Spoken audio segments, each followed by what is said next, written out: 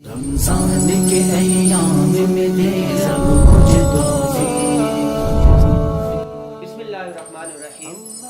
ناظرین، میں ہوں آپ کا میزبان انور غازی اور آپ دیکھ رہے ہیں رمضان پوڈ کاسٹ۔ روزانہ ہم کسی نہ کسی موضوع پر گفتگو کرتے آ رہے ہیں اور آج ہمارا موضوع ہے چاند رات، عید الفطر کے مسنون اعمال، چاند رات کی فضیلت، عید کے دن کی فضیلت، عید میں مستحب اعمال، اور اسی طرح ایک بہت اہم مسئلہ ہے کہ عید کی نماز میں اگر کوئی مسبوق ہو جاتا ہے تو وہ کیا کرے۔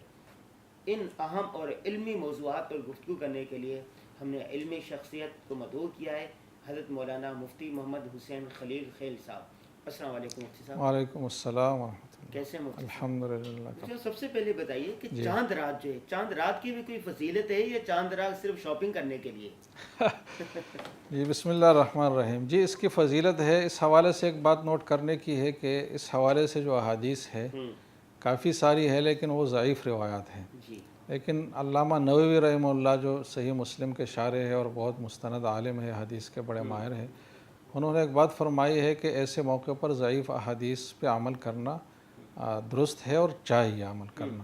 البتہ اس میں یہ احتیاط ضروری ہے کہ اس کو احتیاط کی روح سے آدمی اس پہ عمل کرے کہ اگر یہ چیز باعث ثواب ہے تو میں اس کے ثواب سے محروم نہ ہو جاؤں، اس کو باقاعدہ سنت سمجھ کر نہ کرے، صرف احتیاط اور ثواب کے حصول کی نیت سے کرے۔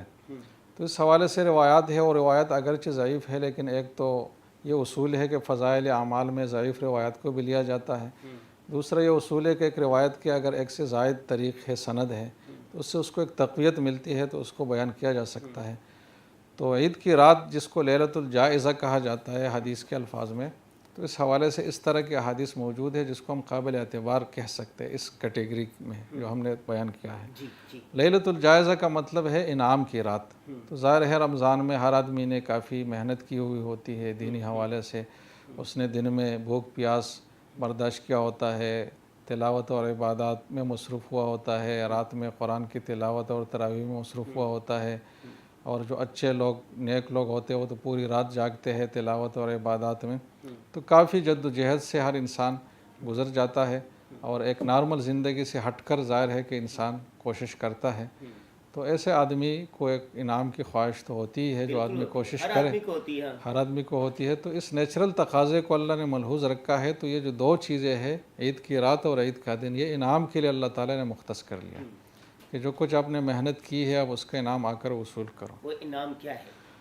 وہ انعام بس تو یہی ہے، آخرت میں ملے گا نا؟ جی بالکل آخرت ہی کے حوالے سے انعام ہے، اور سب سے بڑا انعام جو حدیث میں بیان ہوا ہے کہ من احیا لیلۃ العید لم یمت قلبہ یوم تموت القلوب، کہ جس نے عید کی رات کو زندہ کیا، زندہ کا مطلب ہے کہ اس میں عبادت کی، اور کوئی خاص عبادت طے نہیں ہے، کوئی بھی عبادت ہے، کچھ حصہ نماز پڑھے، کچھ حصہ تلاوت کرے، کچھ حصہ ذکر و اذکار کرے، اور ضروری نہیں کہ پوری رات ہی کر لے، رات کے بڑے حصے میں کیا جائے تو بھی یہ فضیلت حاصل ہوگی۔